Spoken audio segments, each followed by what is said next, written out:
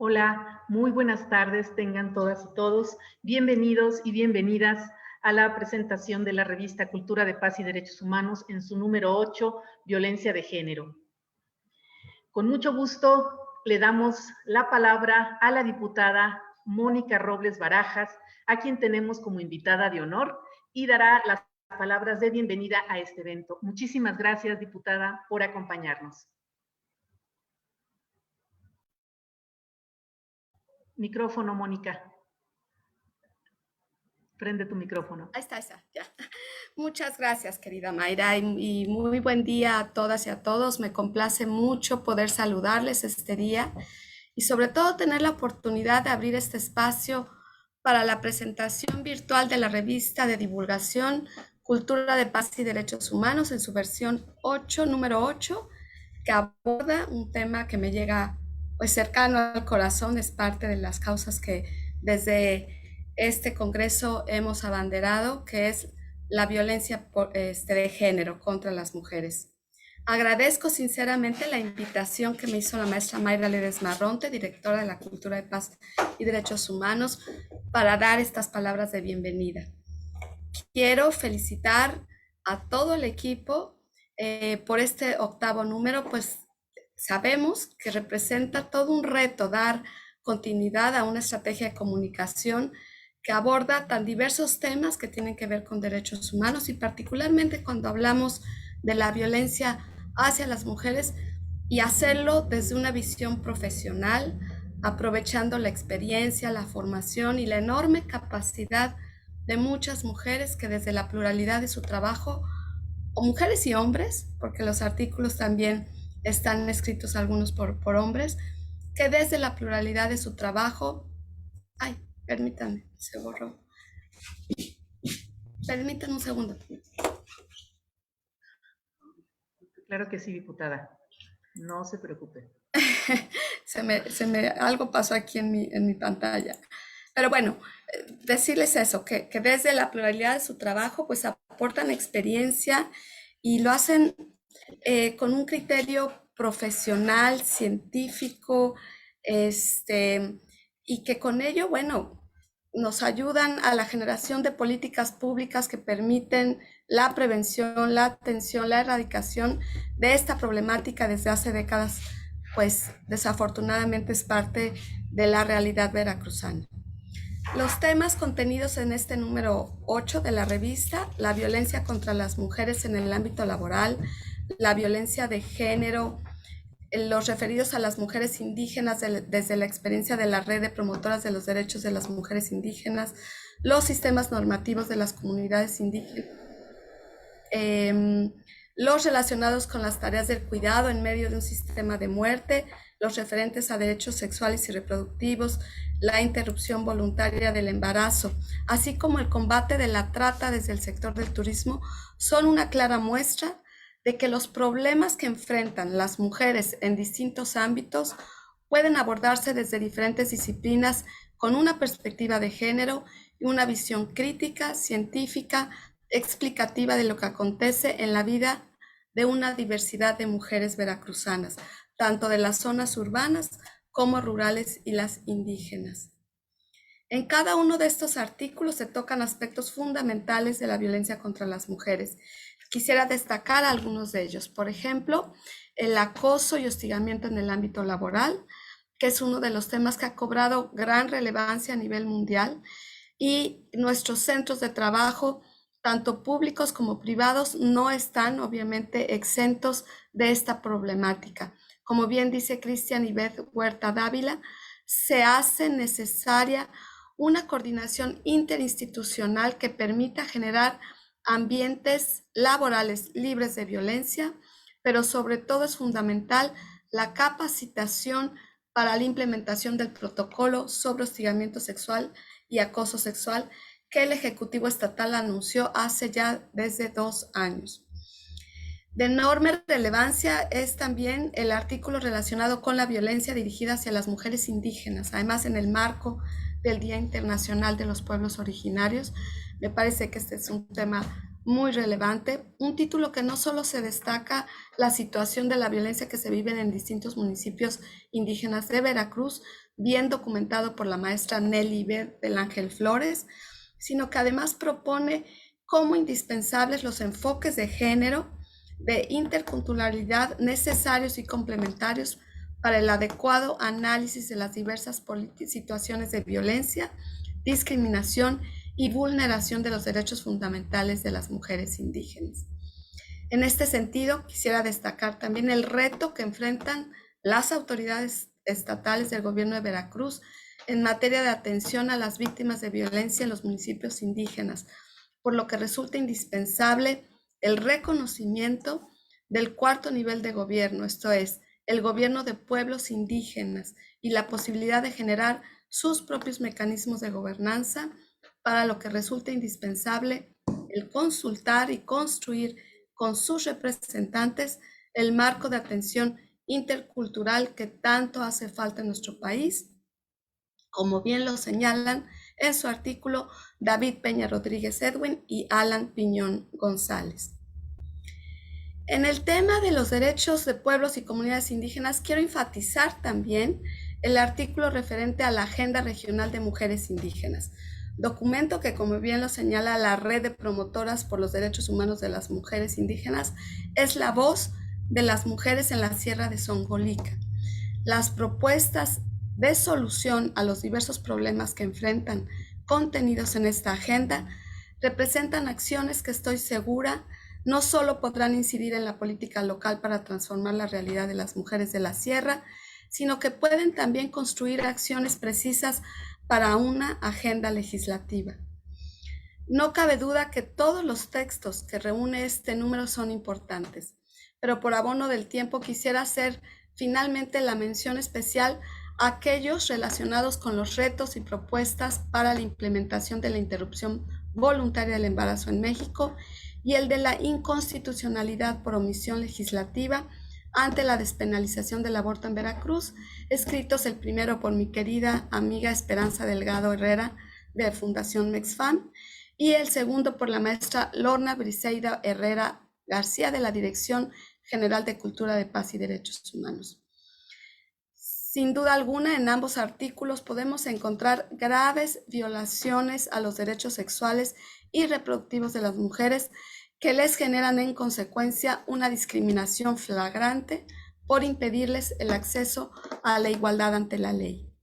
El incumplimiento de los estándares nacionales e internacionales para la atención de la violencia sexual, la negativa de las autoridades a realizar un procedimiento respectivo de aborto cuando el embarazo sea producción de una violación sexual, así como la omisión de la pasada legislatura para actualizar o modificar las leyes relacionadas con el derecho de las mujeres a decidir sobre su cuerpo, constituyen por sí mismos hechos graves violatorios de los derechos humanos.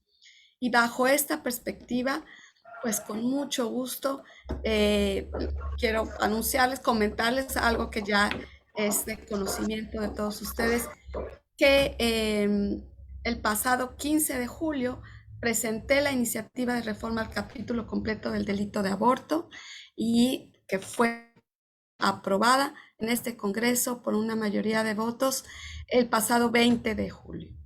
Es decir, en ese sentido, Veracruz se constituye como el cuarto estado en nuestro país en garantizar este derecho para las mujeres, un avance histórico y que, bueno, contribuye a lo que desde esta Dirección General de Cultura de Paz pues se ha venido trabajando en el gobierno del estado.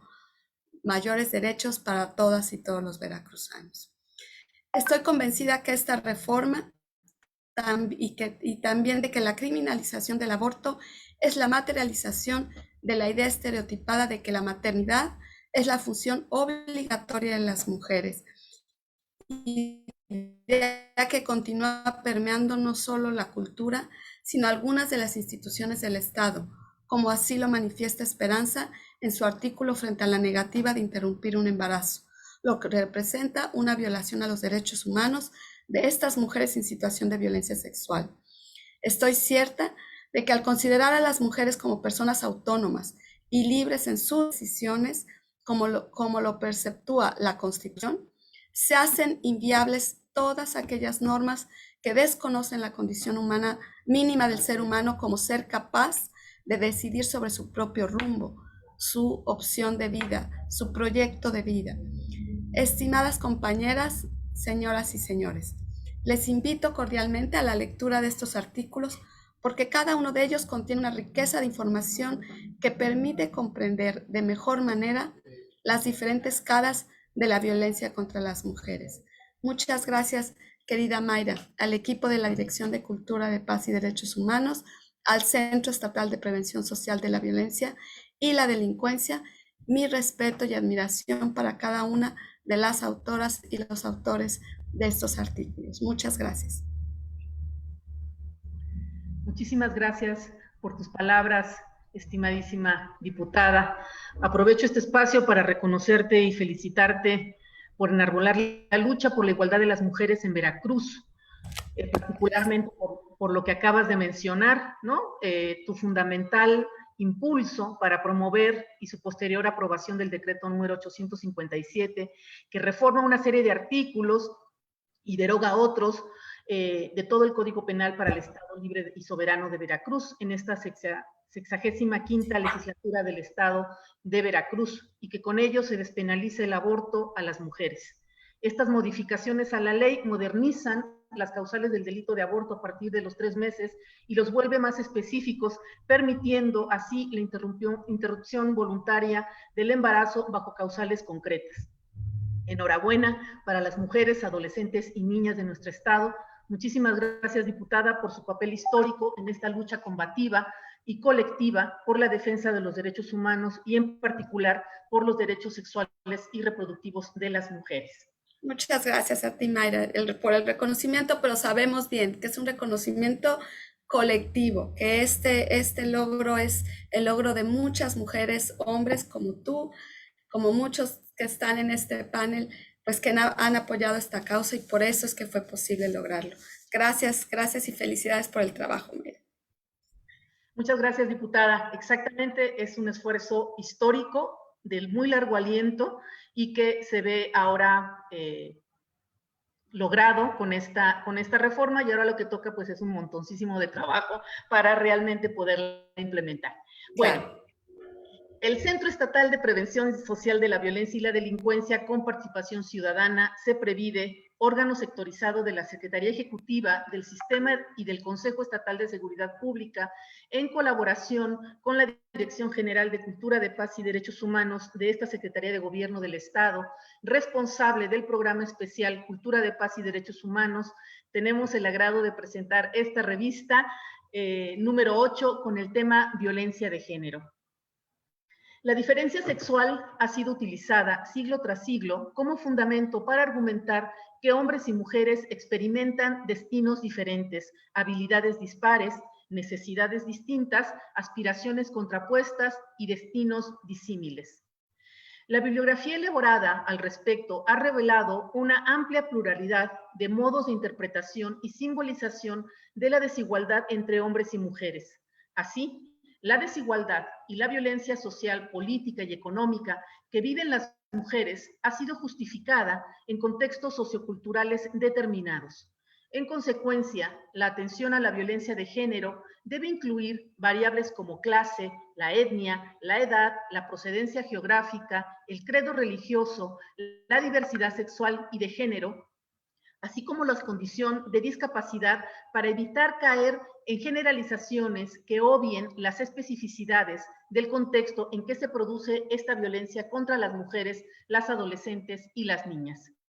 Por tal motivo, la importancia de la aplicación de la perspectiva de género en las acciones de gobierno y en las políticas públicas radica en las posibilidades que ofrece para comprender cómo se produce la discriminación y la violencia de género y a partir de ello, emprender la búsqueda de los canales que coadyuven a la transformación de dicha situación. Así también, la búsqueda de rutas para construir relaciones inter e intragenéricas, igualitarias y cordiales, desde el enfoque diferenciado de derechos humanos y de cultura de paz, con el objeto de contribuir al fortalecimiento de la democracia, la convivencia social y el respeto a la dignidad e integridad de las mujeres, las adolescentes y las niñas en la entidad veracruzana. Es así que los artículos que conforman el número 8 de esta revista se adhieren a la extensa lista de estudios que se han elaborado desde disciplinas como la antropología, la sociología y el derecho en torno a la situación y condición de las mujeres. La diversidad de posturas, desde donde parten las autoras y los autores, nos invitan a reflexionar acerca de la importancia de no juzgar, sino de comprender y situar en tiempo y espacio los acontecimientos en los cuales se gestan y desarrollan las agendas políticas de las mujeres, lo cual permite ver que los reclamos y las estrategias son diversas, como diversas son las vidas y las experiencias de ellas. Quiero agradecer el apoyo al secretario de Gobierno, Eric Cisneros, por su apoyo a esta dirección desde la Secretaría de Gobierno, al licenciado Hugo Gutiérrez Maldonado, titular de la Secretaría de Seguridad Pública, al licenciado Martín Aurelio Ramos Rubalcaba, secretario ejecutivo del Sistema y Consejo Estatal de Seguridad Pública, a mi querido compañero titular del CEPREVIDE, licenciado Javier Ricaño, y a su equipo por este trabajo colaborativo que nos lleva ya a esta 8ª publicación de la revista, que se titula Violencia de Género. Quiero comentar que este es el número 8, pero es el número 2, digamos, del tema de violencia de género. Cuando impulsamos este gran esfuerzo de sacar esta revista para el funcionariado veracruzano, el primer número fue sobre violencia de género, y este segundo año lo repetimos con este 8º para seguir contribuyendo al conocimiento y a la discusión de esta problemática. Por supuesto que también agradecemos muchísimo a las autoras y autores por su colaboración y al magnífico comité editorial para hacer realidad esta versión digital de la revista. Desde el gobierno del estado de Veracruz se impulsa y se trabaja por la defensa de los derechos humanos de las mujeres, las adolescentes y las niñas en Veracruz, hasta que la dignidad se haga costumbre. Ahora es momento de presentar a nuestras panelistas invitadas que nos harán comentarios a esta revista. Estoy de verdad muy contenta y agradecida por la calidad y la trayectoria de ellas que se dieron el tiempo para acompañarnos. En primer lugar, la doctora María Lilia Viveros Ramírez, magistrada del Poder Judicial del Estado de Veracruz, la licenciada Esmeralda Lexiur Ferreira, consultora y abogada litigante, y la licenciada Lisette Hernández Cruz, de la organización Cali Luz Marina. A continuación, haré una breve semblanza curricular y daremos inicio a esta presentación. Bueno, la doctora María Lilia Viveros Ramírez, mejor conocida como Marilí para todas y todos, es licenciada en Derecho por la Universidad Veracruzana y desde 1999 se ha desempeñado en diversos cargos públicos en la judicatura y en la administración pública estatal. Actualmente, doctora en Derecho, magistrada del Tribunal Superior de Justicia del Estado de Veracruz, adscrita a la 8ª Sala y docente de tiempo completo por oposición con perfil de Filosofía del Derecho en la Facultad de Derecho de nuestra máxima casa de estudios, la Universidad Veracruzana. Cuenta con reconocimiento PRODEP y es integrante del Cuerpo Académico Filosofía y Justicia y Vulnerabilidad. Ha sido consultora del Instituto Veracruzano de las Mujeres en tema de armonización legislativa y dictado cursos de capacitación en materia de derechos humanos de las mujeres, redacción jurídica y perspectiva de género. Fue miembro del Grupo Interinstitucional y Multidisciplinario, el GIM, que da seguimiento a la declaratoria de alerta de violencia de género contra las mujeres por agravio comparado en el estado de Veracruz. También pertenece a la Red de Mujeres Feministas del Estado de Veracruz, REMUFEVER, y a la Asociación Mexicana de Juzgadoras AC. Bienvenida y muchas gracias por su asistencia, estimada magistrada. Por su parte, nos acompaña también Lisette Cruz Hernández. Ella es una joven mujer, madre, psicóloga feminista, con fuerte compromiso en la lucha y defensa de los derechos humanos de las mujeres indígenas y mestizas. Desde hace 7 años forma parte de la organización Cali Luz Marina AC, donde actualmente se desempeña como coordinadora y acompañante de la Red de Promotoras de Derechos de las Mujeres Indígenas y de la Red de Comercio Justo y Solidario de las Mujeres de la Sierra de Zongolica. Lisette ha escrito diversas publicaciones sobre atención a mujeres en situación de violencia, derechos sexuales y reproductivos de las y los adolescentes, metodologías para la prevención y atención de la violencia de género. Ha colaborado en procesos formativos para trabajadoras y trabajadores públicos a nivel local, estatal y sobre atención de violencia de género y casos específicos, así como perspectiva de género e interculturalidad, así como contenidos en leyes y convenios nacionales e internacionales que protegen los derechos humanos de las mujeres. Muchísimas gracias, Lisette. Bienvenida. Por su parte, la maestra Esmeralda Alexiur Ferreira. Ella es abogada litigante en el sistema penal acusatorio, consultora en derechos humanos, género y seguridad. Licenciada en Derecho, diplomada en el sistema penal acusatorio, en litigio estratégico, en medios alternos en solución de conflictos y maestrante en derechos humanos. Fue agente del Ministerio Público en la entonces Procuraduría General del Estado de Veracruz, en las Fiscalías de Asuntos Indígenas, Delitos contra las Mujeres, la Trata de Personas y Secuestro. Co-creadora de protocolos para personas desaparecidas, órdenes de protección en el sistema penal para Veracruz. Ha sido consultora externa e investigadora de diversos institutos de la mujer del año 2010 a la fecha en diversos temas como sistema penal, derechos humanos y género. Ha impulsado recomendaciones ante la Comisión de Derechos Humanos, particularmente sobre casos de desaparición forzada y violencia de género, logrando reparación integral de víctimas. Asesora legal de la Fundación Mexicana para la Planeación Familiar, AC, donde realiza acciones de capacitación, litigio e incidencia en torno a los derechos a la salud y la violencia de género. Desde la sociedad civil ha impulsado acciones en torno a los derechos humanos de las mujeres con diversos amparos en materias penal y derechos a la salud y no discriminación. Fundadora y directora general jurídica de Alexiur Ferreira y Asociadas, dedicada a los servicios especializados de consultoría, asesoría, capacitación y litigio especializado en materia penal, género y derechos humanos en casos de feminicidio, trata de personas y desaparición de mujeres y niñas. Es también capacitadora y consultora asesora en diversas instituciones de gobierno como fiscalías en distintos estados de México, institutos para las mujeres, Secretaría de Educación, Secretaría de Salud, Poder Judicial, Seguridad Pública y de organizaciones como USAID y Enfoque DH en el diseño del modelo de atención a víctimas con enfoque de género y derechos humanos. Co-creadora de política y estrategia en materia de violencia contra las mujeres y desaparición de personas en el estado de Veracruz con el gobierno actual. También debo decir que no lo anotó aquí en su currículum, pero ella participó en la elaboración del programa que impulsó el gobernador al inicio de este gobierno para atender la grave situación de desaparición de personas en el estado de Veracruz. La declaratoria del programa emergente en materia de derechos humanos, en particular por desaparición de personas. Bueno, pues sean todas bienvenidas, estimadas colegas, compañeras. Les vamos ahora antes de pasar a la ronda de preguntas, no quiero que se me olvide también, darle un saludo y un agradecimiento por la asistencia a diversas personalidades y autoridades que nos acompañan esta mañana.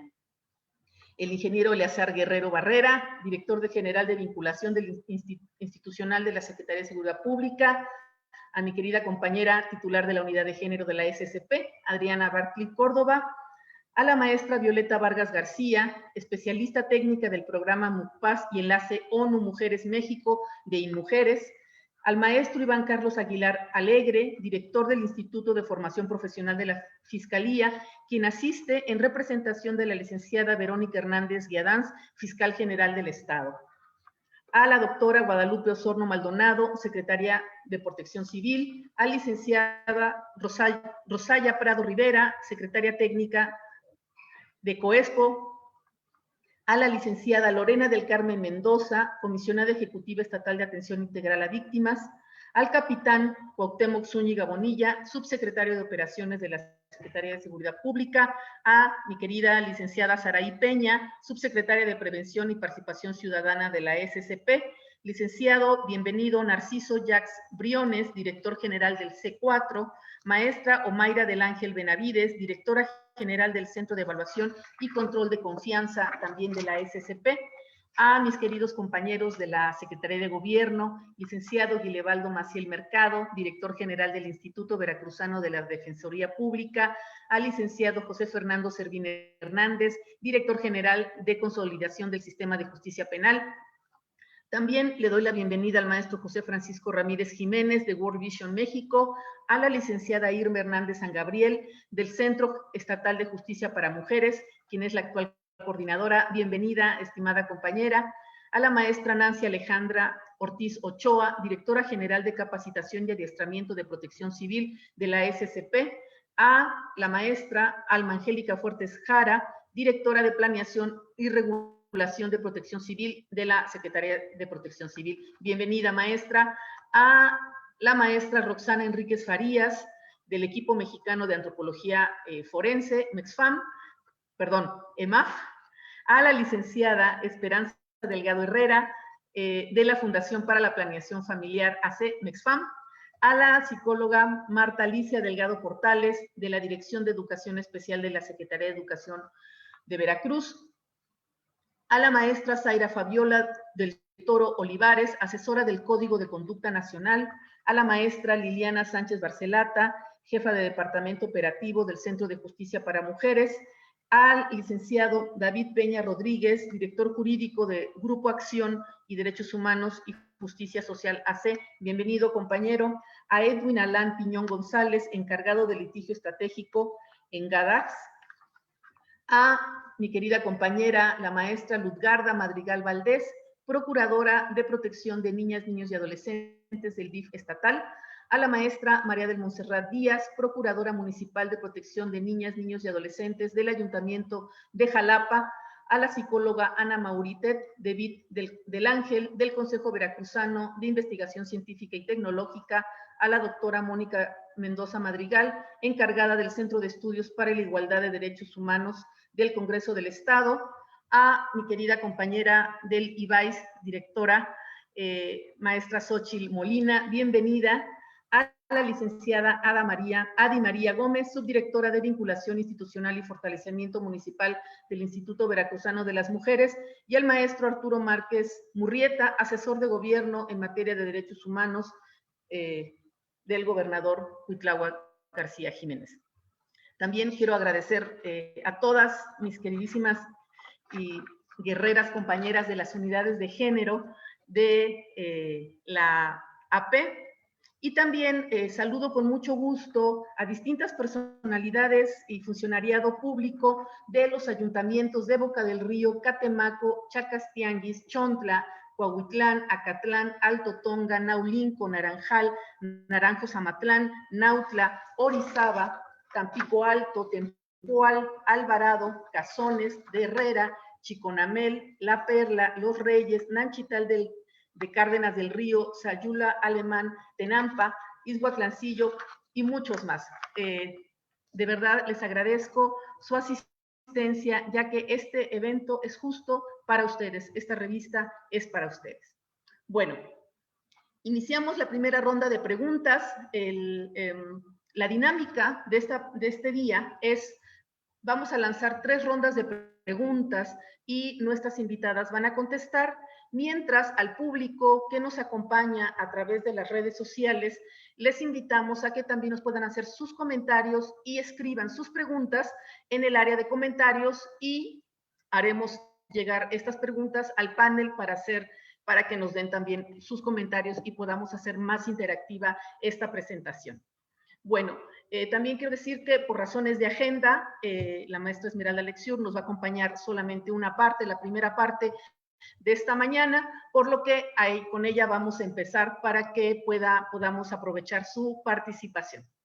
Bueno, la primera ronda de preguntas. La violencia contra las mujeres, las jóvenes y las niñas es una de las violaciones de derechos humanos más extendida y persistente y devastadora del mundo, sobre la que apenas se informa debido a la impunidad con que disfrutan los perpetradores, el silencio, la estigmatización y la vergüenza que enfrentan las víctimas. En este sentido, y considerando las discusiones que se presentan en los artículos que conforman esta revista, ¿cuáles son los retos que enfrentan las instituciones ante la visible y desgarradora violencia contra las mujeres, las jóvenes y las niñas en el Estado? Si bien ya existen mecanismos institucionales para su prevención y atención, ¿qué es lo que podría estar fallando y cuáles serían estos retos para que puedan disminuir los índices de violencia contra las mujeres, las niñas en el estado de Veracruz? Adelante, estimada Esmeralda Lexiur, le doy la palabra. Muchas gracias, Mayra. Muy buenos días todavía a todas y todos quienes nos están acompañando. Desde luego, muchas gracias por la invitación. Agradecida y reconocida por el trabajo de CEPREVID y Dirección de Cultura de Paz y Derechos Humanos por el esfuerzo para esta revista. Y sobre todo también mi reconocimiento para mis compañeras panelistas que tienen mucho trabajo y experiencia también en diferentes temas. Les abrazo a todas y todos. Bueno, pues creo que esta primera pregunta que señalas, Mayra, tiene varios matices que tenemos que analizar. En primero, ¿qué es lo que está pasando para que las cosas no estén saliendo como debieran pasar? Y lo segundo es, ¿cuáles son los retos a los que nos tenemos que enfrentar cuando realizamos este tipo de situaciones? La primera parte la voy a contestar de la siguiente manera. Sabemos que el Estado está constituido para poder llevar a cabo a través de las obligaciones de promover, proteger, respetar y garantizar los derechos humanos, y que en ese sentido está dividido el Estado en tres grandes poderes.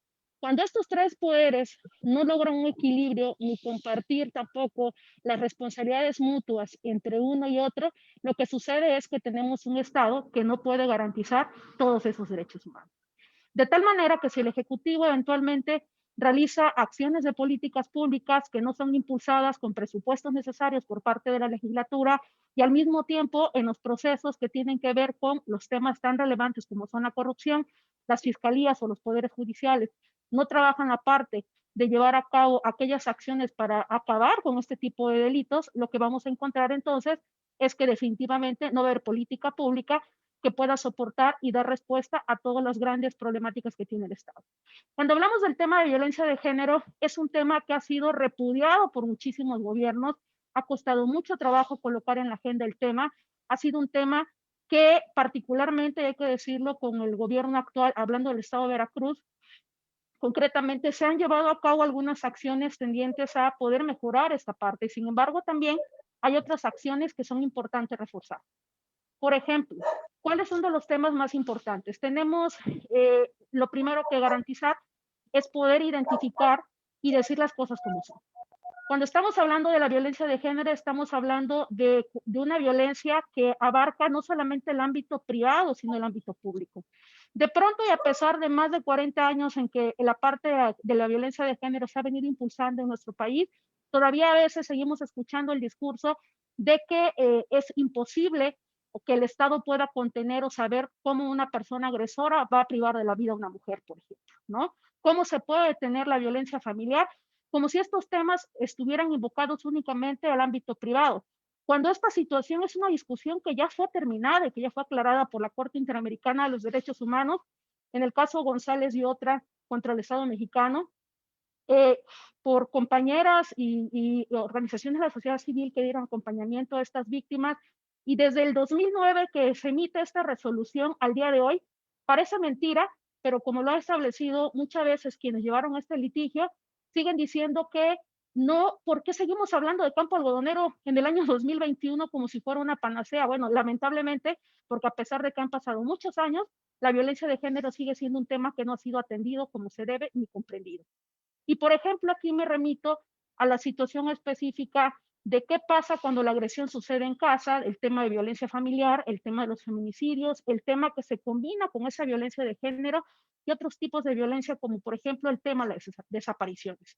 En el tema de las políticas públicas de la declaratoria, que bien mencionas, para atender las violaciones graves por desapariciones de personas en el estado de Veracruz, lo importante que se ha realizado como un gran avance y que forma parte del reto también a poder mejorar es el tema de identificar que sí existe un problema en donde se está agrediendo a las mujeres, no solamente en el ámbito público, sino también en el ámbito, o sea, también en el ámbito privado, y entender que ambos ámbitos son responsabilidad del Estado. Que esta responsabilidad del Estado tiene que ser a tal grado que el propio Estado tiene que ser quien coadyuve y lleve a cabo toda la política pública necesaria para que esto pueda, por lo menos, si no terminarse, por lo menos ir viendo algunos ajustes y algunas acciones. En esta declaratoria, que es un primer esfuerzo para poder identificar desapariciones o poder conocer la problemática de la desaparición e impulsar políticas públicas como lo fue la creación de la Dirección de Cultura de Paz y Derechos Humanos, reforzar y crear la comisión de búsqueda, reforzar y crear protocolos de búsqueda especializados que, por ejemplo, en Veracruz no se tenían. Al día de hoy se sigue revisando, por ejemplo, el protocolo ALBA, y tenemos también la posibilidad de poder encontrar, por otro lado, el tema del tratamiento de la violencia de género. Y cuando hablamos de la violencia de género que atraviesa también estas desapariciones, estamos hablando de un fenómeno de la trata de personas que tampoco es perfectamente identificable. Estoy segura que si buscamos en estadísticas cuántos casos de trata de personas hay, seguramente va a parecer que no hay ningún caso de trata de personas en Veracruz. El problema es, se está identificando, podemos identificar la diferencia entre un secuestro, una trata de personas, podemos identificar cuando estamos hablando propiamente de una violación grave a los derechos humanos hacia las mujeres. Y lo primero que tenemos que entender entonces es que cuando hablamos de violencia de género estamos hablando en términos de la Corte Interamericana de violaciones graves a los derechos humanos. Entonces, desde esa simple violencia familiar que se vive en casa, que es cometida por un particular, hasta la violencia que se vive en la administración pública estatal con el tema de acoso y hostigamiento, que ha sido un tema en el que también esta administración ha abanderado grandes y loables esfuerzos, también hay que decirlo que también hay otras políticas públicas que eventualmente hay que trabajar. Y esa otra política pública pues sigue siendo el feminicidio. Este feminicidio, que al final de cuentas es el continuo de una violencia no atendida. Cada vez que no es eficiente una medida de protección para las mujeres que denuncian una violencia familiar, lo más seguro es que vamos a tener en ese continuum de violencia un feminicidio. Pero la otra parte y el reto consiste en poder identificar que los feminicidios hay que decirlos, hay que mencionarlos, hay que identificarlos y hay que atenderlos. Entonces, la primera parte es la no negación para poder eficiar la conducta. La política pública no va a funcionar si se maquilla información, si no se atiende como se debe. Entonces, lo primero que tenemos ahí como reto es mencionar las cosas como son. La segunda parte es entonces reforzar aquellas instituciones que estoy muy segura que lo que necesitan es el apoyo del otro poder. ¿Y de cuál es el otro poder? Pues el poder legislativo. En tanto el presupuesto no sea suficiente, por ejemplo, para poder acercar más ministerios públicos a la realidad de las mujeres que sufren violencia, estamos hablando de que las estadísticas indican que los delitos más delicados que tenemos en la Fiscalía son robos, lesiones, que son los más comunes, el tema de extorsión, que por supuesto es importante y que atraviesa a muchísimas familias por la parte económica, pero también tenemos el tema de las violencias contra las mujeres. Entonces, si estamos hablando de que un problema que no solamente es un problema de violación a derechos humanos, sino también que atraviesa un problema de salud pública y de seguridad social para todas las personas, estamos entonces hablando que el reto es mayúsculo. Necesitamos que el canal y la liga entre todas las instituciones esté muy parejo, muy recta. Necesitamos que el Poder Ejecutivo pueda reforzar las instituciones a través de seguridad pública, con personal capacitado, con personal que pueda conocer protocolos de atención a la violencia, cosa que también se ha estado realizando, pero que es importante seguir impulsando porque esta capacitación tiene que llegar a toda la gente, desde el policía que se encuentra en la zona de Tequila, Veracruz, hasta la que esté en Xpanapa o esté en Guayapa. Pero también necesitamos que, por ejemplo, los espacios para el caso de las mujeres cuando tienen violencia sexual no sean revictimizadas, o cuando estas, por ejemplo, sufren algún tipo de violencia, se aplican los protocolos, por ejemplo, como el NECESEDI de la Convención Belén do Pará, donde habla específicamente de la legítima defensa. Tenemos a muchas mujeres que están a veces recluidas por homicidios y sencillamente es más fácil que caiga una mujer ante el centro de la justicia que aquellos hombres que han sufrido violencia. Cuando las mujeres eventualmente deciden defenderse, son las primeras que pueden ser castigadas por el Estado. Sin embargo, seguimos teniendo impunidad cuando se trata del número de agresores. Se dice que todos los días 10 mujeres en el país son lastimadas, son asesinadas. Y la pregunta es, ¿cómo se puede hacer para que eso se revierta? Pues el tema tiene que ver también con cómo se atienden las fiscalías. ¿Qué protocolos existen? ¿Existen los peritajes necesarios? ¿Existe la atención necesaria? ¿Cuántos fiscales hay por cada número de habitantes en cada población? Y también tiene que ver con el trabajo que haga el Poder Judicial. Se necesita un Poder Judicial reforzado, se necesita un Poder Judicial que implique la perspectiva de género, lo digo y lo sostengo, en este ámbito de reto del Estado, se tiene que trabajar mucho en el Poder Judicial para eventualmente generar sentencias que tengan perspectiva de género. El Poder Judicial tiene gente muy valiosa dentro. Sin embargo, cuando uno analiza los resultados de sentencias, no lo digo yo, lo dicen las múltiples estadísticas que hay en el tema, Veracruz concretamente, pues tiene algunas fallas técnicas en torno a juzgar con perspectiva de género. Entonces creo que el conjunto sigue siendo como reto capacitación, el combate a la corrupción, aplicar la perspectiva de género en la política pública, la decisión de las legislaturas para los presupuestos con perspectiva de género, la administración pública con eje transversal fundamental de perspectiva de género, personas, no solamente mujeres que lleguen a los cargos de la política pública, sino que esas mujeres tengan el poder para tomar decisiones. Entonces, creo que el reto sigue siendo estos aspectos.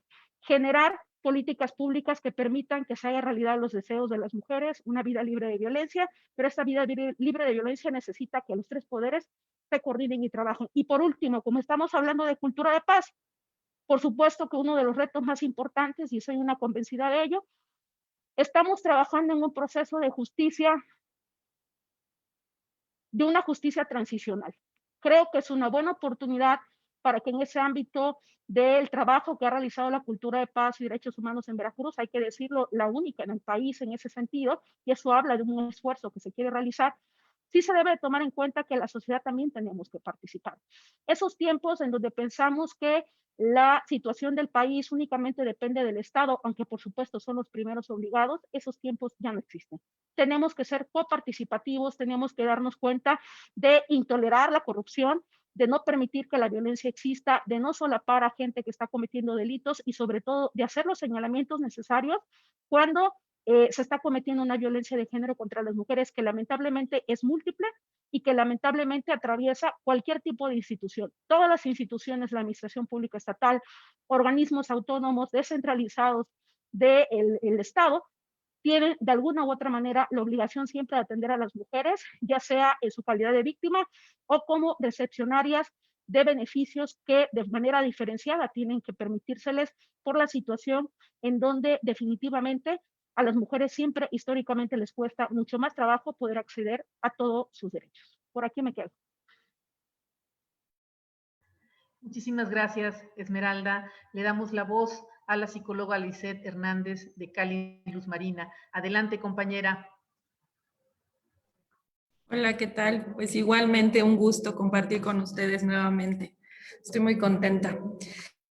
Bueno, pues Esmeralda tocó puntos bien importantes en los que nosotras hemos insistido muchísimo durante muchos años. Uno de ellos tiene que ver con el tema de quienes ya aterrizan toda la política pública, que son los servidores públicos. Y en este caso hemos tenido la experiencia de que en el caso de las alertas, hemos generado un plan para atender el tema de las alertas en población indígena. Se hizo todo un plan de capacitación para servidores públicos, pero nos dimos cuenta que de pronto no solo bastaba la sensibilización y capacitación del funcionariado y servidores públicos, sino que también toda la capacitación era necesaria que se implementara ya con las mujeres, que se monitoreara la forma en cómo atienden los servidores públicos y por supuesto se evaluara lo que estábamos haciendo. Pero ya no se dio seguimiento a eso.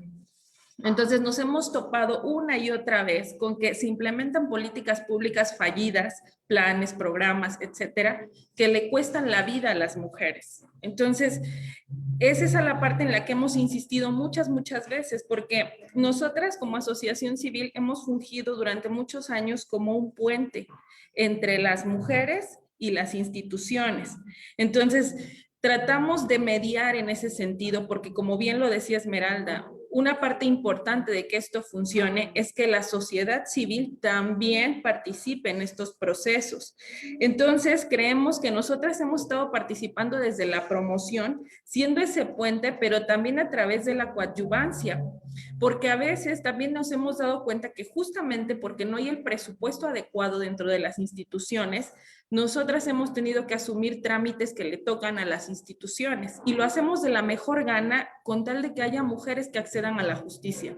Pero nos hemos dado cuenta de esto, que mientras no esté fortalecida la estructura para atender el tema de violencia de género en el Estado, será muy difícil que esto suceda, porque justamente nos damos cuenta de que, por ejemplo, para atender la Fiscalía Especializada en Delitos de Género en Zongolica solamente hay una fiscal para todo el distrito de Zongolica. Entonces, sabemos que debe haber una exigencia por parte de la ciudadanía, pero también entendemos que hay una sobrecarga para la fiscal. Entonces, ¿eso cómo lo regulamos? ¿Qué hacemos? Por supuesto, tiene que haber más fiscales que atiendan la zona de Zongolica porque no se da abasto, ¿no?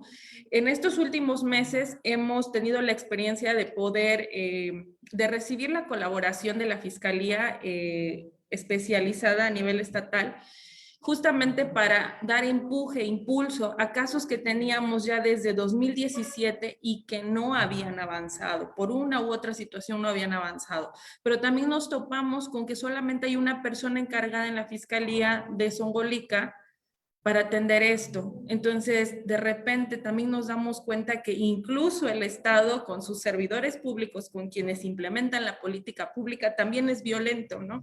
Entonces, pues creo que también es esta parte como de ir revisando la práctica constante, como el tema de política pública, la implementación, que se evalúe, que se monitoree, porque si no, siempre resultará muy difícil implementar todo esto con eficiencia y que sobre todo las mujeres puedan acceder plenamente, por ejemplo, al derecho a la justicia. Y si podemos las mujeres acceder a nuestros derechos, por supuesto que va a haber una reducción de feminicidios, habrá mucho más población informada sobre sus derechos, pero también los mecanismos de acceso a las instituciones y por lo tanto, pues habrá más mujeres denunciando esto o bien mucho menos agresores intentando agredir a mujeres. Entonces, pues yo creo que esta es la parte que nos toca a las organizaciones de la sociedad civil. Muchísimas gracias, Lisette. Le damos la voz ahora a mi querida Marilí Viveros Ramírez, magistrada del Poder Judicial. Adelante, doctora. ¿Qué tal? Muy buenos días, tengan todas y todos ustedes. Estoy muy congratulada de poder compartir panel con mis compañeras y sobre todo por la invitación por parte de la dirección para la presentación de este número de la revista, la cual siempre es muy pertinente en sus temas, en su contenido, su seriedad de las personas que colaboran y participan, que nos brindan su quehacer y su pensar en palabras tan claras y tan pues definidas, porque si bien la revista de alguna forma tal vez su público sería el servicio de la administración pública, lo cierto es que es un medio informativo para las personas de a pie que pueden echarse una mirada a lo que está ocurriendo. Y justamente ante la pregunta que nos comparte la doctora Mayra respecto al qué hacer y cómo lo vemos, me parece que gran parte de la riqueza y de la trascendencia de este medio de difusión es la especialización de quienes comparten su quehacer. Justamente Cali, Luz, Marina, ¿no? Que me han antecedido en la voz en estos comentarios. Lo que a mí me encanta en el artículo que colocan en este número es todo su trabajo in situ que han realizado y que pueden poner en papel la voz, las necesidades y el sentir de comunidades indígenas que les respaldan años de trabajo, y que esto lo voy a redondear con los otros dos artículos que se vinculan respecto a la violencia contra las mujeres, género e interculturalidad de Nelly, y el sistema propio normativo de David Peña y de Alan Piñón. Estos 3 artículos me parece que son redondos y que nos permiten tratar de resolver ya no nada más de lo que yo creo, percibo o he visto, sino que me permitan también visualizar la problemática de una manera redonda, como decía, intercultural, y que lo que a veces desde la administración pública o en el caso particular desde la administración de justicia, podemos nosotros ir encontrando algunas posibles salidas, soluciones a problemáticas ancestrales que tenemos arrastrando.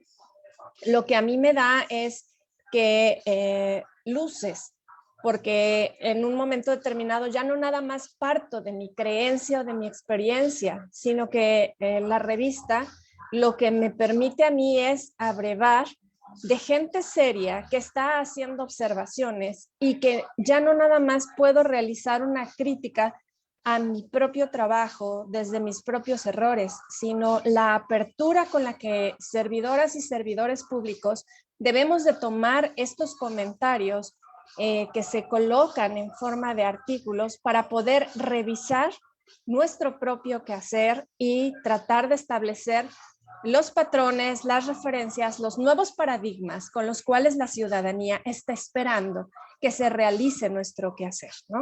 Entonces, ante la pregunta de ¿qué tenemos pendiente? Tenemos pendientes aún muchos temas, como bien apuntaba la maestra Esmeralda, en el propio Poder Judicial debemos reconocer que tenemos un camino apenas iniciado para tratar de juzgar con perspectiva de género cuáles son sus alcances, cuáles son sus implicaciones metodológicas, cuáles son las necesidades sociales, porque la perspectiva de género no es plana, no es una sola, sino que requiere de retos particulares y sobre todo de la sensibilidad frente a las veracruzanas, que son quienes están en espera de que se les garantice su derecho de acceso a la justicia, con todas las implicaciones culturales y necesidades particulares que tiene nuestro Estado. Los diversos temas que se colocan en particular en este número creo que nos son muy cercanos, nos son propios y nos permiten visualizar que, si bien es cierto, se ha avanzado en el establecimiento de normas específicas, mecanismos y algunas vías para solucionar esta situación de violencia que viven mujeres y niñas de manera cotidiana, lo cierto es que todavía nos falta terminar de sensibilizar a nuestras compañeras y compañeros para poder tomarlos con la seriedad y sobre todo con la trascendencia de que el quehacer público, que logremos coordinarnos, va a poder realmente incidir en tocar los puntos que tenemos como retos específicamente en las alertas de violencia de género y, por otro lado, en los puntos en los cuales se nos hace esta pregunta respecto a los retos. Retos institucionales tenemos muchos. Sabemos que el sistema jurídico deviene de un sistema meramente patriarcal.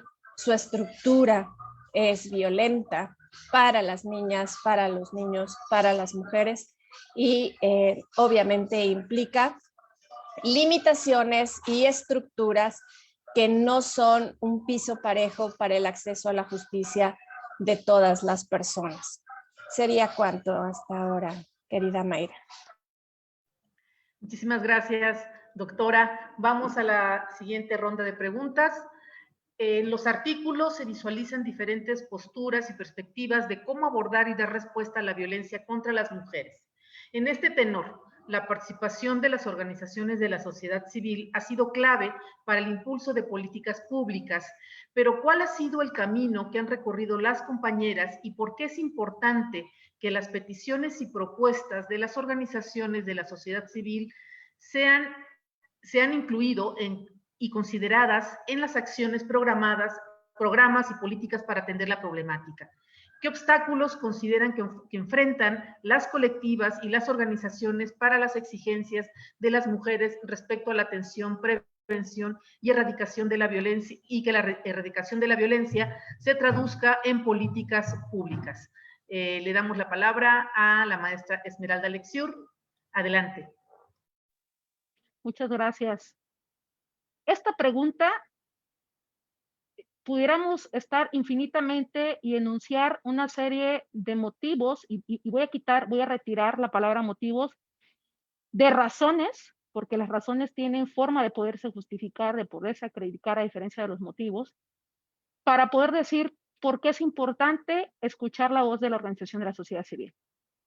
Por aquí están compañeras de organizaciones de sociedad civil escuchando, están también compañeros, por ejemplo, está David Peña, el compañero Alara Piñón, que son activistas, son gente muy reconocida, gente con muchísima experiencia en el acompañamiento de casos. No hay un solo caso que tengamos de México ante la Corte Interamericana que no haya sido motivada por organizaciones de la sociedad civil.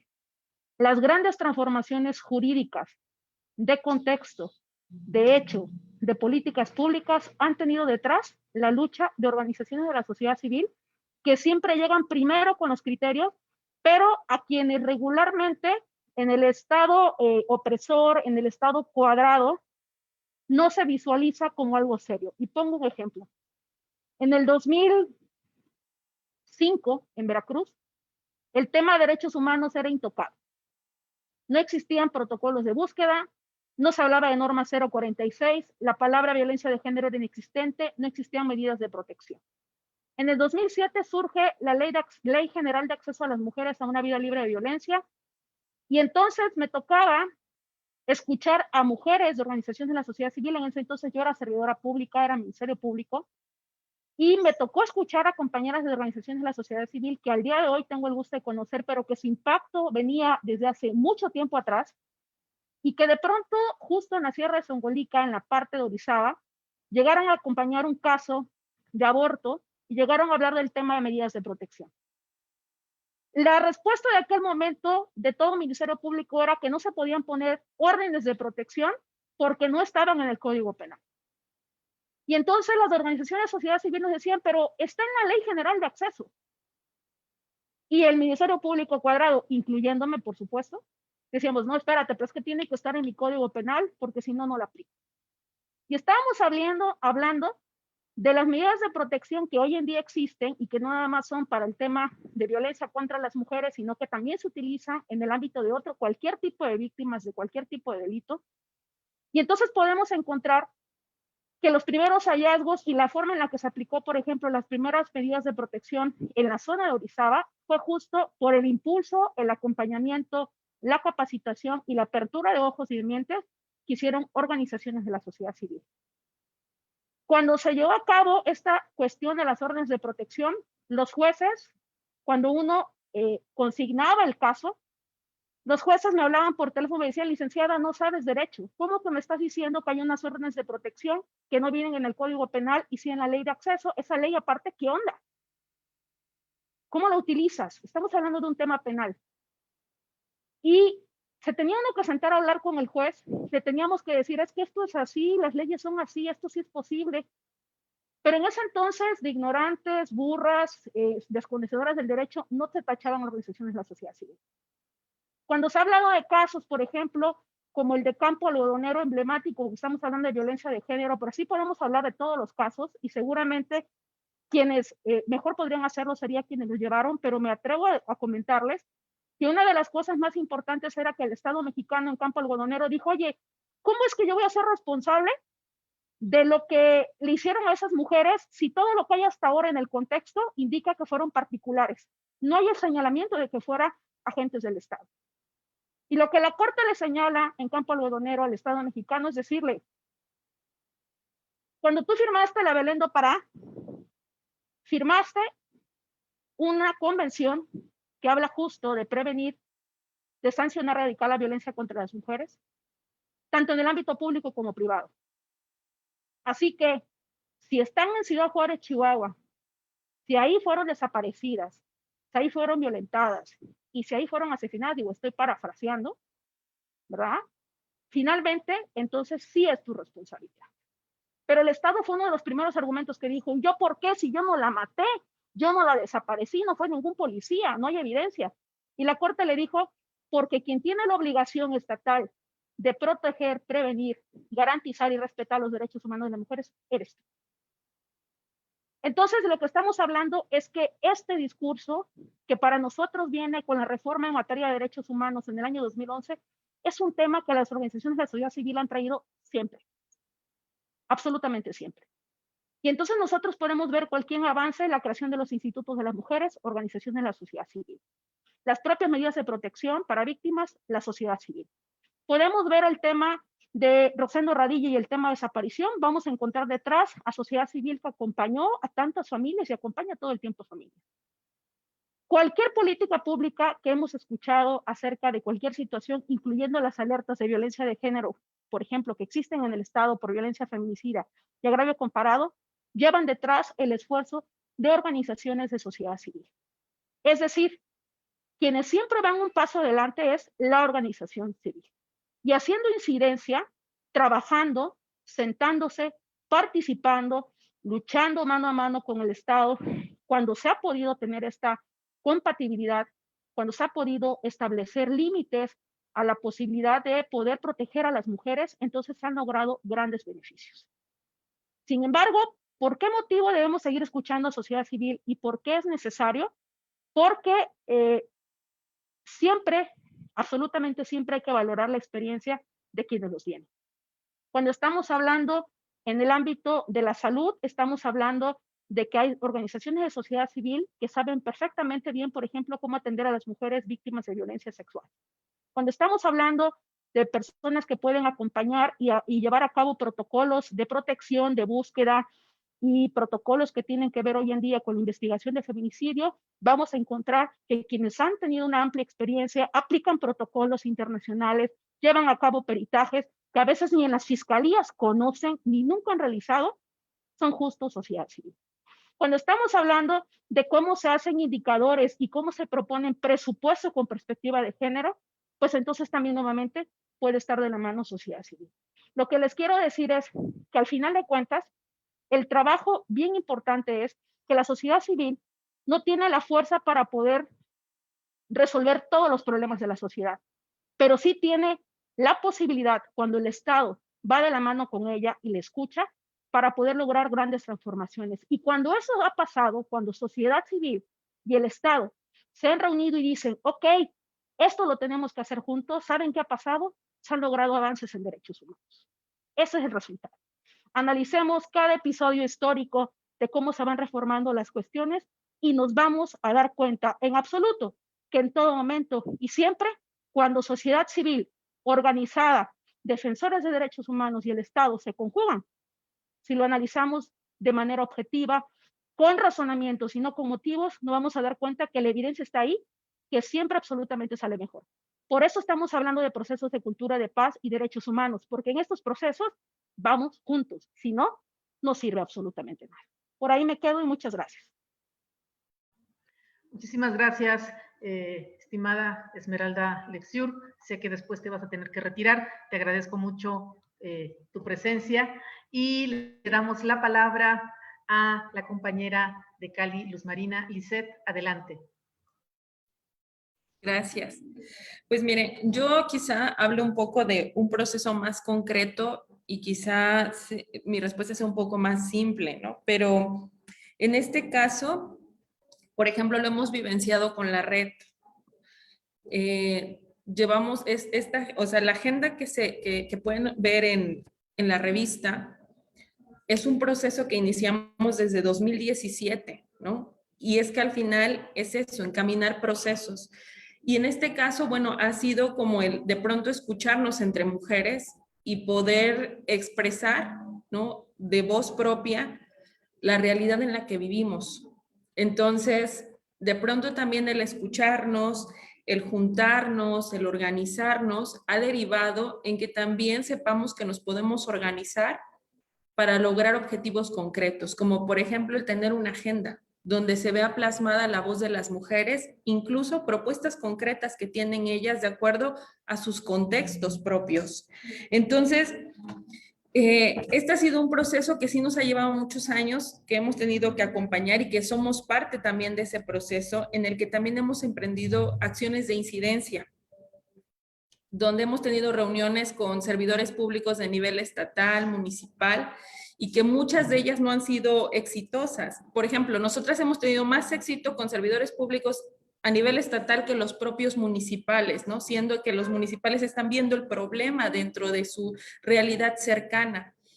Y ha sido muy difícil, aunque cuando nos organizamos las mujeres hemos decidido incluso ir y visitar a nuestros alcaldes para plantearles nuestras necesidades concretas, ¿no?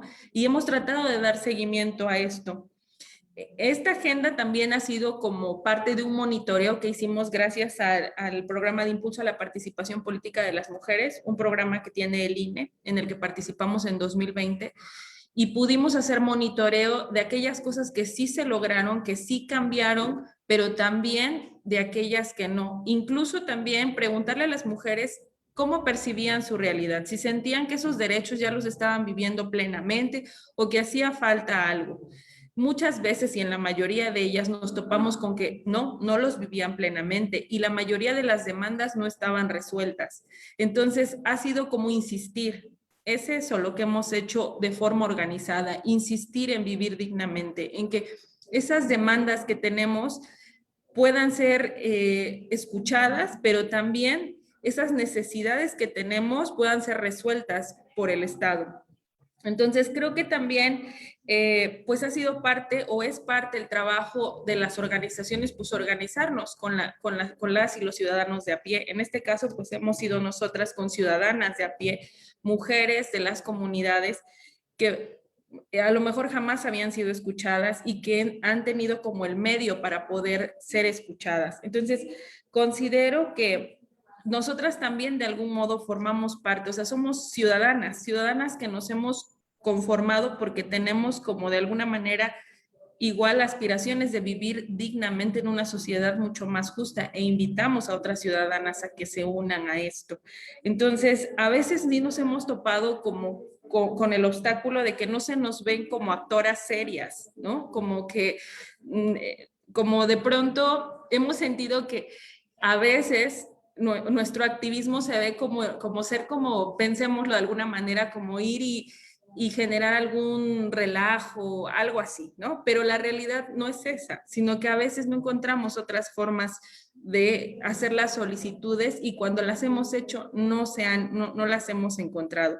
Entonces, pues consideramos que muchas veces ese ha sido como el bloqueo. Últimamente, y lo hemos sentido porque ha sido como parte del sentir de otras organizaciones con las que hemos podido compartir, hemos sentido que ha habido como, no sé, cierto bloqueo por parte del gobierno federal. Como que no se nos percibe como aliadas y se ha generalizado malas prácticas que ha habido de otras organizaciones con las prácticas de todas las organizaciones. Y sentimos que ha habido trabajo muy valioso como el que resalta Esmeralda de organizaciones de la sociedad civil en la progresividad de los derechos que vivimos las mujeres, ¿no? En este caso las mujeres, pero que no se visualiza. Entonces, sentimos que ha habido un bloqueo en ese sentido, pero también en el tema económico, porque ciertamente todas las iniciativas que tengamos, así sea un taller, requieren de lo material.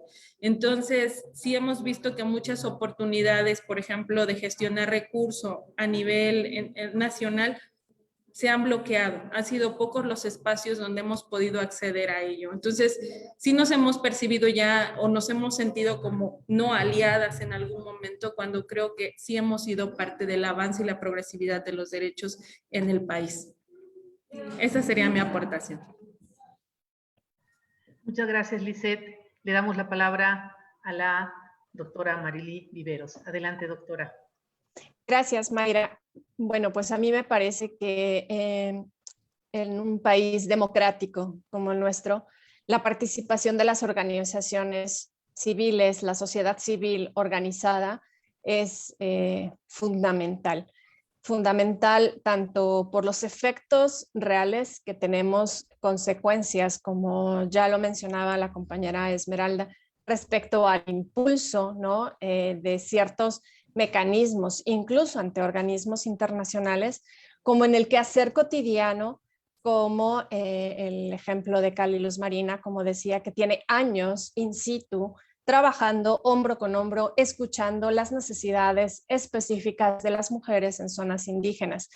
Me parece que la sociedad civil organizada justamente está realizando un papel fundamental, que es la vigilancia, ¿no? De alguna manera, que nos coloca en el escrutinio público a las personas que nos encontramos en el servicio del Estado, y que nuestro deber es escuchar con atención su expertise, su punto de vista, su experiencia, y que creo que debemos cada vez ir incrementando las formas y los mecanismos mediante los cuales podemos nosotros retroalimentar nuestro quehacer, y que definitivamente nos falta mucho en el Poder Judicial. La magistrada presidenta a cada rato abre las puertas de su oficina y recibe a colectivos, no nada más de profesionales del derecho, sino también a la ciudadanía organizada que tiene demandas concretas o puntos a desahogar en las diferentes localidades o municipalidades en donde hay casos que se deben de resolver. Me parece que necesitamos optimizar este diálogo, necesitamos a lo mejor poder realizar otros mecanismos para retroalimentar nuestras acciones, pero definitivamente las organizaciones no gubernamentales, la sociedad civil organizada, es quien nos ha venido pautando las necesidades reales, y que es una tarea, una labor pues altruista, comprometida, que quienes se han sostenido en este camino merecen todo mi reconocimiento y admiración, porque tienen años insistiendo en agendas, en colocar y mantener en la agenda pública sus propios objetivos y las razones por las cuales, y la gente que sostiene y sustenta obviamente la necesidad de los servicios que se demandan. Me parece que, si bien es cierto, uno de los temas en los cuales se ve siempre desfavorecido este tipo de acciones es el económico, porque son voluntarios su trabajo, y que desafortunadamente pues no siempre hay recursos disponibles para todas las ONGs. Lo cierto es que su trabajo es trascendente y fundamental. Son las ONGs quienes han impulsado la activación de las alertas de violencia de género, son las ONGs quien da seguimiento o quienes están atentas de las acciones, y me parece también que su voz, que debe ser como hasta ahora ha sido, sin censura, en donde se dicen las problemáticas con nombre, apellido, con localidad y temporalidad, la brújula que nos permita a nosotros como entes de gobierno poder reorientar nuestras acciones específicas, y que definitivamente, como comentaba al inicio, en un país democrático, la voz de la sociedad civil organizada tiene que ser una de las voces más importantes para que se pueda construir desde una realidad social que es la que requiere de transformación y obviamente de atenciones inmediatas. Gracias. Muchísimas gracias, doctora Marilí. Vamos a dar paso a la última ronda de preguntas, mientras invitamos otra vez al público que nos acompaña, a las compañeras, compañeros que nos acompañan por Zoom, que nos puedan hacer preguntas y comentarios para nuestras panelistas. Bueno, la tercera ronda de preguntas. Esta violencia contra las mujeres es un obstáculo para construir sociedades inclusivas y sostenibles. Por eso, pues, abogamos por la igualdad de género y la no violencia. Es imposible que una sociedad viva en paz si la mitad de la población vive con miedo de ser violentada. Esta es la realidad de las mujeres. Por lo tanto, ¿cómo se pueden mejorar los mecanismos para que las instancias encargadas de impartir justicia cumplan con la legislación correspondiente? Y ahí nos referimos también, pues, a esto, ¿no? De cómo articular las acciones desde los poderes, organismos autónomos, sociedad civil y academia para implementar estrategias coordinadas para prevenir y atender esta violencia contra las mujeres, las adolescentes y las niñas. ¿Qué tendríamos que hacer? Para cerrar, ¿por qué invitarían al público a leer esta revista? Ya varias lo han comentado, los aportes de los artículos aquí comentados. Sin lugar a dudas, esta sinergia entre sociedad civil, academia, poderes, gobierno, ha tenido, en tema de violencia contra las mujeres, ha tenido muchos obstáculos, ha sido muy tensa en distintos momentos de la historia, en particular de Veracruz. Sin embargo, creemos que hay condiciones muy favorables actuales para que podamos trabajar de manera conjunta. No podemos, como lo comentaba la maestra Esmeralda, no podemos hacer esto solas y solos, ¿no? Les necesitamos a los distintos poderes, necesitamos el impulso y el empuje y el señalamiento siempre de la sociedad civil. Es algo que nosotros apoyamos y estamos de acuerdo porque somos funcionarias y funcionarios públicos y nos tienen que señalar qué falta, cómo seguir, apretar para que podamos dar mejores resultados. Entonces, le damos la palabra a la psicóloga Lisette, porque la compañera le tuvo que retirar, pero le damos la palabra a la compañera de Cali, Luz Marina. Gracias. Pues en este tema, por ejemplo, en el tema de justicia, lo que vemos necesario nosotras es que se etiquete el recurso necesario para que haya el suficiente personal en las fiscalías, en los espacios de procuración de justicia, ¿no? Y que este personal se aseguren que sea un personal sensible, sobre todo que esté capacitado, que tenga el perfil necesario y que de repente no se abandone el actuar del funcionariado, de los servidores públicos, sino que estas actuaciones sean evaluadas, monitoreadas, para saber si realmente están cumpliendo con los estándares necesarios para que una mujer pueda acceder libre de cualquier tipo de discriminación a la justicia. Entonces, es algo con lo que nos topamos muy seguido y que vemos necesario que se haga, sobre todo porque justamente las zonas indígenas son aquellas zonas en las que hay un rezago de justicia muy grande, muy, muy grande, y que muy pocas mujeres acceden realmente incluso a la denuncia, ¿no? Ni siquiera a la justicia, a la denuncia. Entonces, por eso vemos que es muy, muy importante ese punto. Luego, creo que debe haber un trabajo articulado y la verdad es que nosotras hemos trabajado bastante bien con, por ejemplo, con la Dirección General de Cultura de Paz y Derechos Humanos. La verdad hemos tenido una cooperación muy importante con la maestra Mayra Ledesma y con otros servidores públicos que se han sumado a las iniciativas que ha tenido la organización. También con mujeres, miembros de la academia. Igual, hemos tenido voz y representación en los espacios de la academia. Sabemos que no todo es así y no todas las organizaciones acceden a esos espacios, pero creemos muy importante que la voz de las organizaciones se escuche, justamente por eso, porque quizá en estos espacios es donde se toca la realidad, donde trabajamos hombro con las ciudadanas y los ciudadanos y porque somos ciudadanas y somos ciudadanos. No nos hace diferente absolutamente nada, solamente que nos hemos organizado porque tenemos un fin concreto. Solamente eso. Entonces, pues no, en nuestra experiencia ha sido eso. Hemos tenido un trabajo articulado. ha habido como el empuje necesario para que nuestras necesidades sean escuchadas. También en ese sentido hemos podido tener acciones de interlocución con servidores públicos. Consideramos también que igual haya la resonancia suficiente desde la academia, por ejemplo, porque pues, es un espacio importante sobre asuntos y situaciones que vivimos en la cotidianidad las mujeres y que a veces ni siquiera sabemos cómo nombrarlas.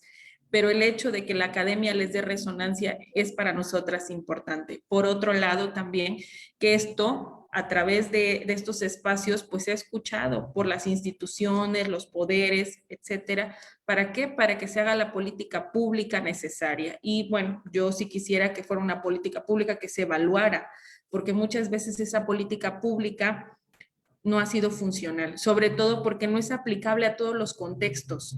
Y eso es algo con lo que nos hemos topado muchísimo en la organización, que hay cosas que sí funcionan quizá en las ciudades, pero no en el campo y no en regiones indígenas, ¿no? Un ejemplo así muy claro, por ejemplo, de alguna acción ha sido el botón de pánico, ¿no? O sea, no sirve en algunos espacios, entonces se tienen que activar otro tipo de mecanismos. A lo mejor el nuestro ha sido generar redes de mujeres en la sierra, ¿no? Mujeres capacitadas, sensibles, que apoyen a otras mujeres de sus comunidades, ¿no? Que les digan y les enseñen el camino y la ruta. Pero bueno, creo que debe haber otros planes, otros programas que se adecúen a los diversos contextos de las mujeres y sobre todo que sean eficientes y que sean evaluables. Y pues yo las invitaría a que leyeran la revista, porque considero que la revista toca aspectos bien importantes de la vida de las mujeres, sobre todo la vida en nuestro estado. Creo que también en lo que nos corresponde a nosotras, pues nos gustaría que la Agenda Regional de Mujeres Indígenas tuviera resonancia, que otras mujeres la conocieran, que incluso otras mujeres de contextos indígenas pues la pudieran tener cerca para ver si es el contexto, el mismo contexto en el que viven ellas, si son las mismas necesidades y por supuesto darle mucho más empuje. Estamos muy, muy agradecidas por la invitación y sobre todo porque nuestra agenda sea parte de la revista. Entonces, pues yo los invitaría por esa razón. Muchas gracias, Lizeth. Pues bueno, pronto estaremos, espero pronto, con una campaña muy fuerte. Estaremos visitándoles en la región de las altas montañas, justo con una campaña de difusión en lengua indígena y con material para difundir en toda la región de las altas montañas. Muchas gracias, Lizeth. Doctora Marily, tiene la palabra. Muchas gracias, Mayra. Pues antes que nada quiero reconocer no nada más a la revista, sino en particular, Mayra, tu visión holística de las problemáticas sociales respecto justamente a las visiones académicas, que realmente nuestro deber tiene que ser tocar problemáticas reales, ¿no? Y poder transformar esas realidades. Desde luego que también la inclusión al trabajo y al respeto a la sociedad civil organizada y el compromiso de las instituciones de gobierno que en un momento determinado nos toca o nos corresponde fungir temporalmente nuestra vocación, ¿no? Y ponerla al servicio de las y los veracruzanos. En particular, la revista a mí me parece que siempre tiene un contenido actual, un contenido vigente, un contenido novedoso y, como decía, que su aporte es puesto en palabras muy claras, muy concretas y que devienen de personas que tienen todas las cartas de presentación para poder colocar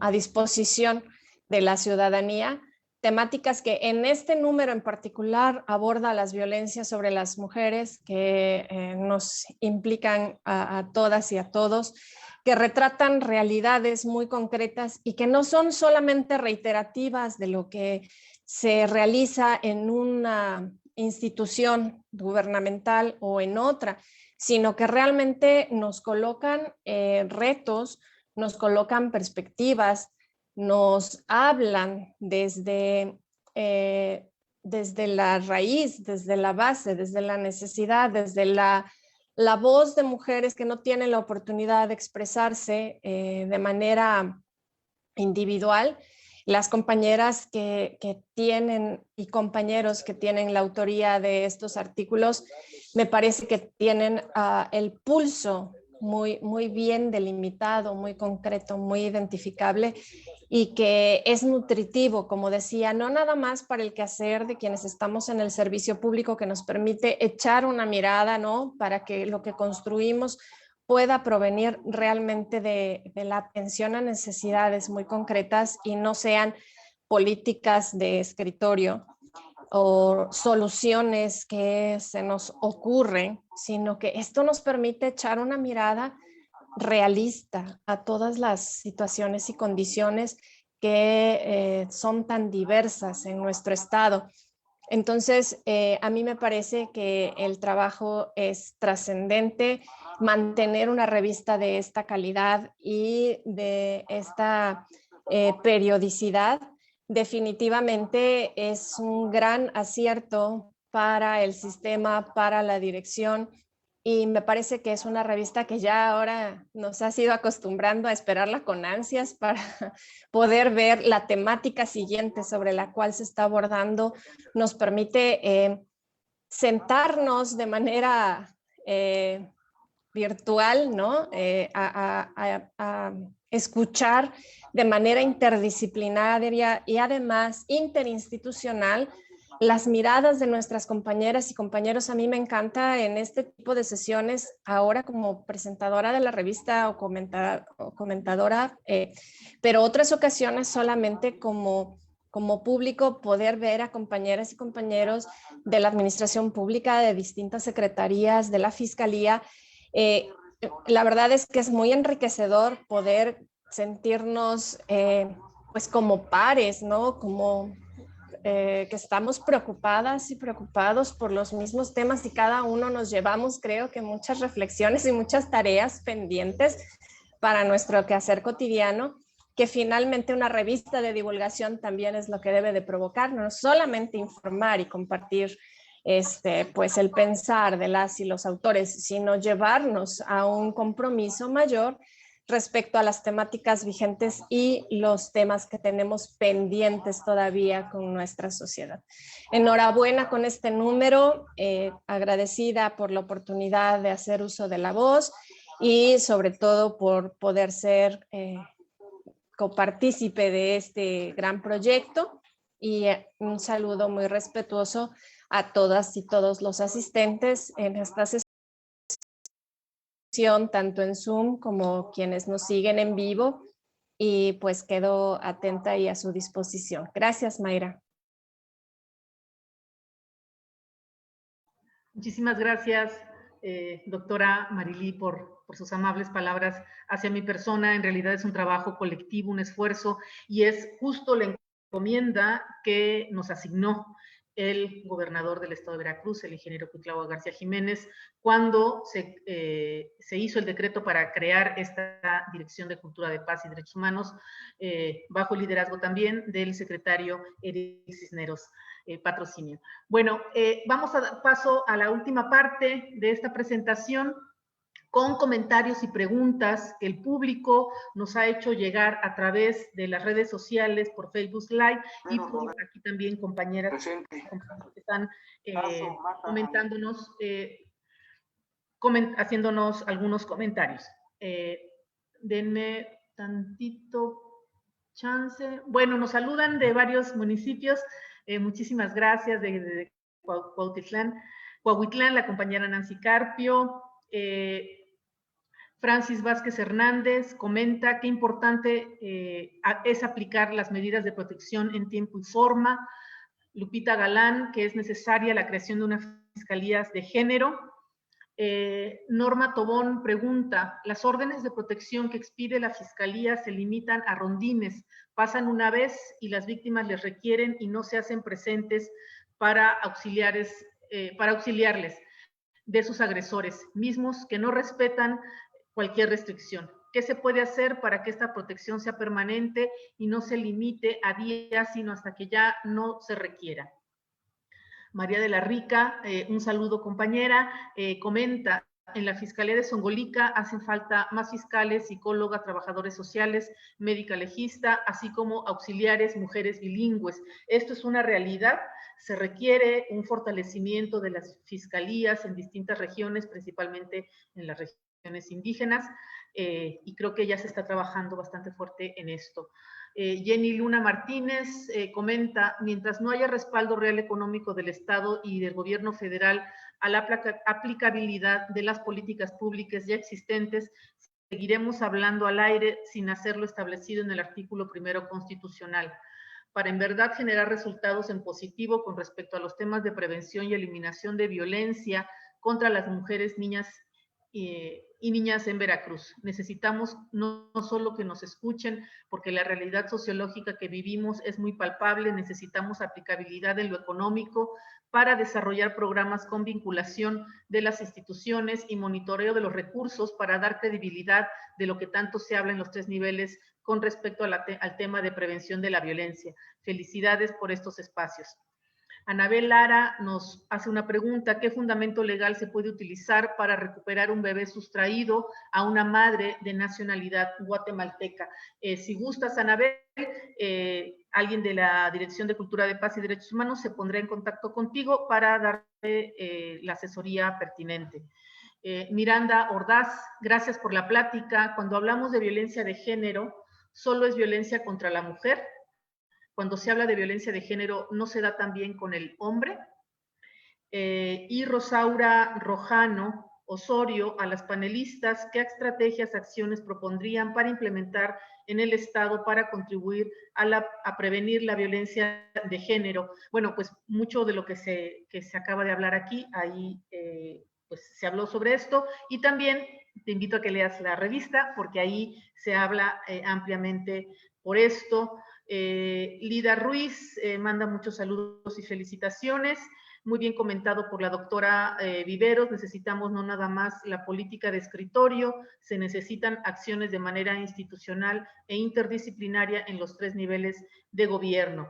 Saludos desde Boca del Río también, por parte de Vivo Quintana, compañeras de las unidades de género, de la CIOP, del Instituto Municipal de Tierra Blanca, Anabel Lara, felicitaciones por el compañero Tirso Bautista Cárdenas, nos mandan muchas felicitaciones, y varias personas más nos felicitan y felicitan a las panelistas. Bueno, estos son los comentarios del público. Si gustan, damos la última ronda de participación para cerrar esta presentación, mientras yo me fijo aquí en el chat de Manuel Alejandro Falcón. De manera inmediata requiere fortalecer las medidas de protección en favor de las víctimas para darle seriedad a su aplicabilidad.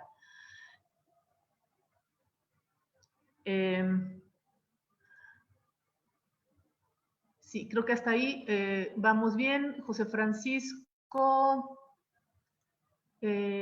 muchas felicidades a la presentación y el espacio, de verdad muy interesante. Comparto 2 reflexiones al respecto del tema que se abordó. No perder de vista que el grupo de población más vulnerable a nivel nacional es conformado por niñas indígenas de 0 a 5 años. Se requiere una intervención integral para asegurar su adecuado desarrollo y protección de manera urgente.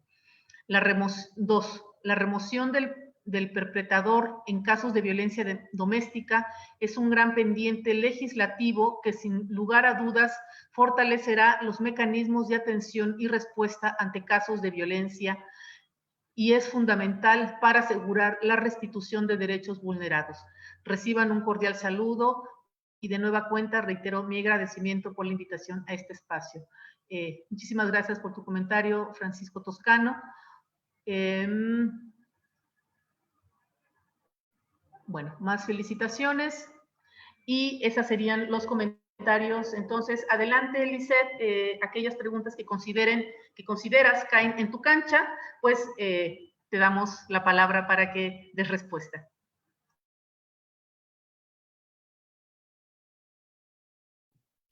Pues en torno, por ejemplo, a lo del tema de órdenes, bueno, más bien medidas de protección, lo consultaba aquí con mi compañera Eli Guevara.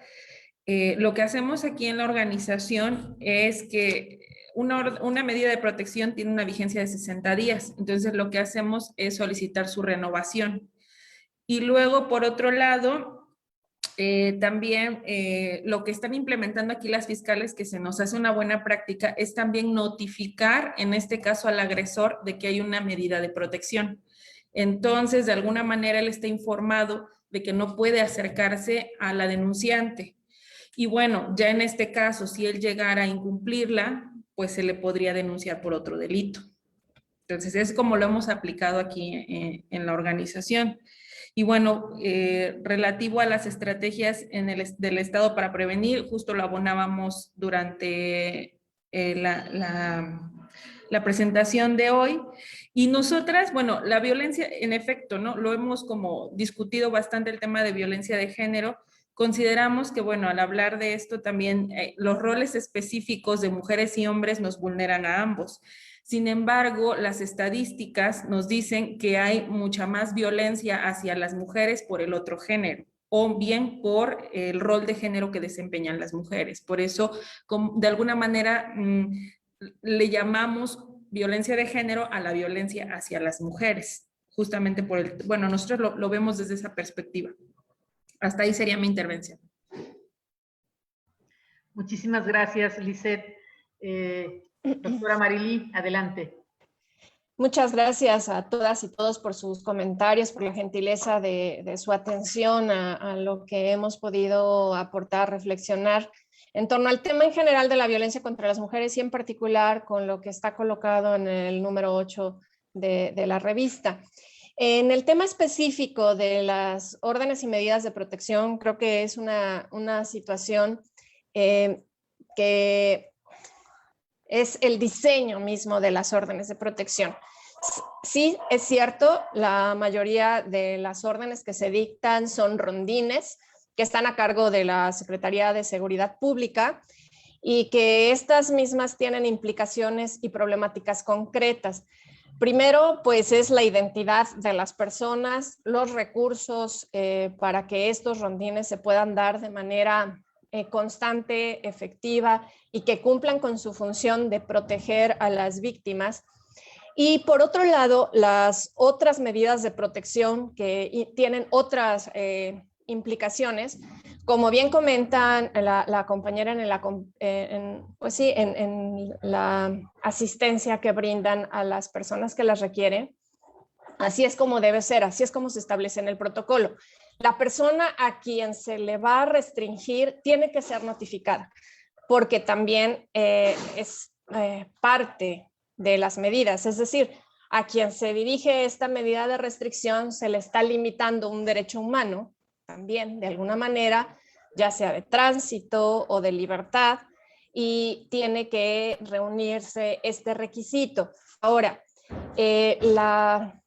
la gran situación aquí, diferente a los rondines con las otras medidas de protección, es que se requiere de la ratificación de un juez de control de esta medida que se dicte por parte de o se proponga por parte de la Fiscalía. Entonces, ahí es en donde necesitamos nosotros la coordinación específica entre poderes y lo que comentaban también a veces, la falta de recursos o personal. O sea, tenemos una temporalidad para que esta medida sea ratificada por el juez de control o la jueza de control, pero dentro de esta temporalidad se requiere que se lleve a cabo una audiencia y a veces las audiencias están saturadas.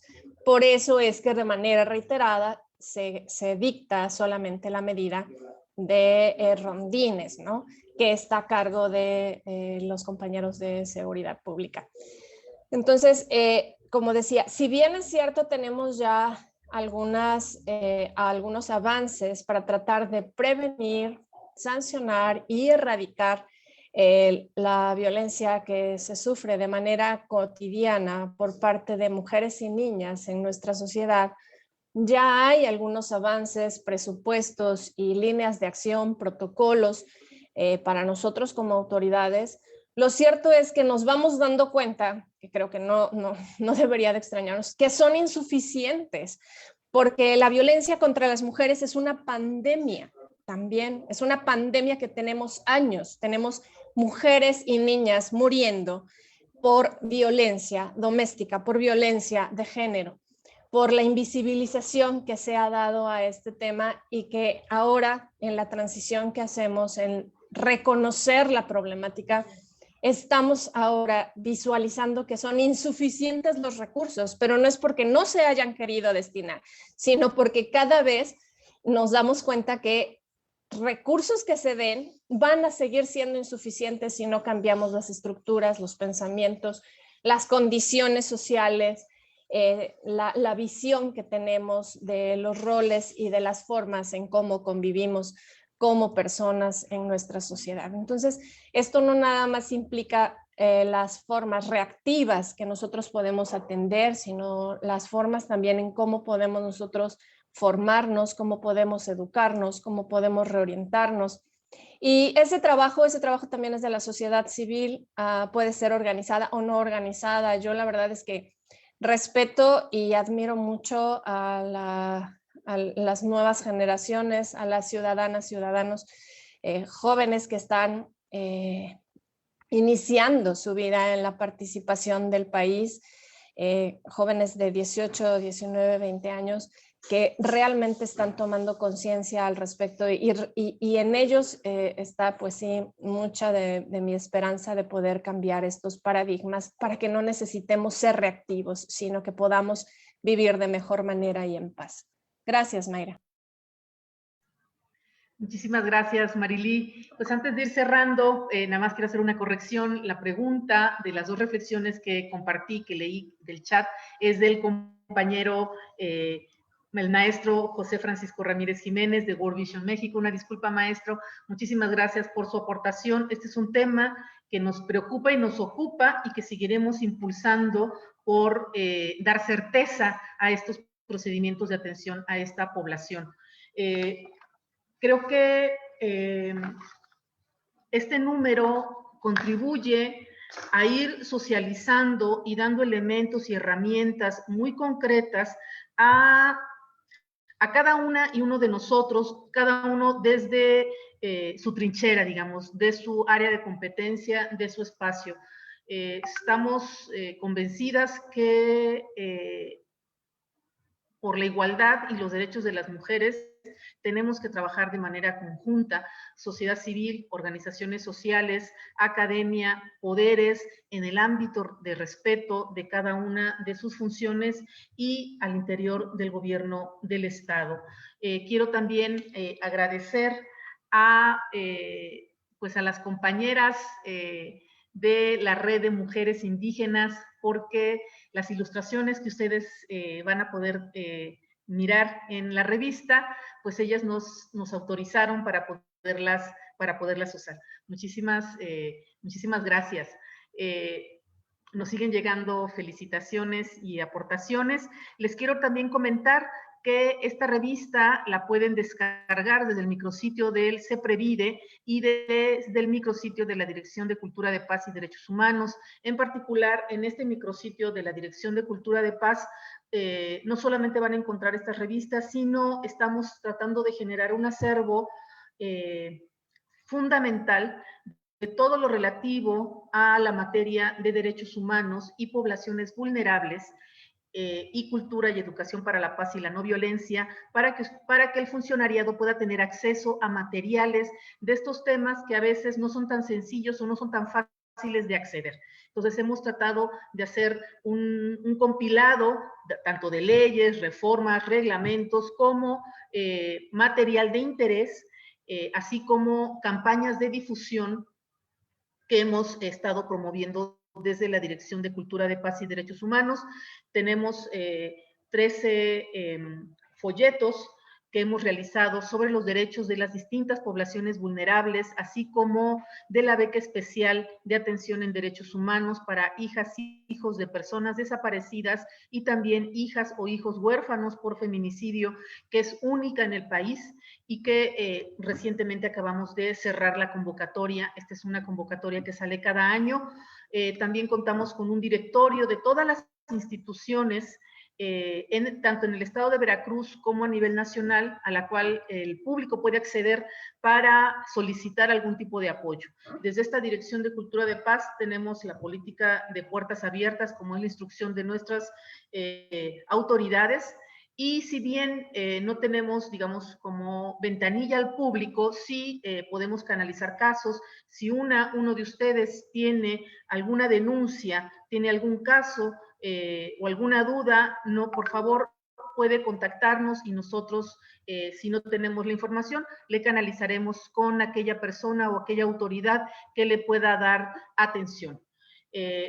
Dicho esto, el directorio del que habla atiende 24/7. No, el directorio que hablo es un tríptico donde están todas las dependencias de gobierno del estado y también teléfonos de dependencias a nivel nacional o estatal, como por ejemplo, que es un órgano autónomo, como la Comisión Nacional de Derechos Humanos, la Comisión Estatal de Derechos Humanos o las fiscalías especializadas. Ahí es un directorio que hicimos, que está en un tríptico y que ustedes pueden descargar desde el micrositio de la Dirección de Cultura de Paz y Derechos Humanos. Si se les complica, nos mandan un correo, nos ponen un mensaje y nosotros se lo compartimos de la manera que les sea más fácil. Aquí está, tanto en el Zoom, está en la liga de los trípticos, como por Facebook Live, que nos están acompañando. Pues dicho esto, les enviaremos a nuestras distinguidas panelistas sus constancias de participación y agradecemos muchísimo. Ahí está también puesto el correo de la Dirección de Cultura de Paz y Derechos Humanos, por si tienen ustedes alguna duda o quieren que les enviemos algún material. Estamos pasando los reconocimientos a nuestras panelistas y que les haremos llegar de manera digital y de manera física. Agradecemos a todas y todos los compañeros del funcionariado, de organizaciones de distintos niveles de gobierno, como los ayuntamientos, que nos acompañan el día de hoy, y damos por concluida la presentación de esta revista. Muchísimas gracias también al equipo del CEPREVIDE, al equipo de Cultura de Paz y Derechos Humanos, por todo el apoyo logístico, que siempre ponen todo el empeño para que todo esto salga de manera así, perfecta. Muchísimas gracias, que tengan todas y todos una excelente tarde, muy buen provecho.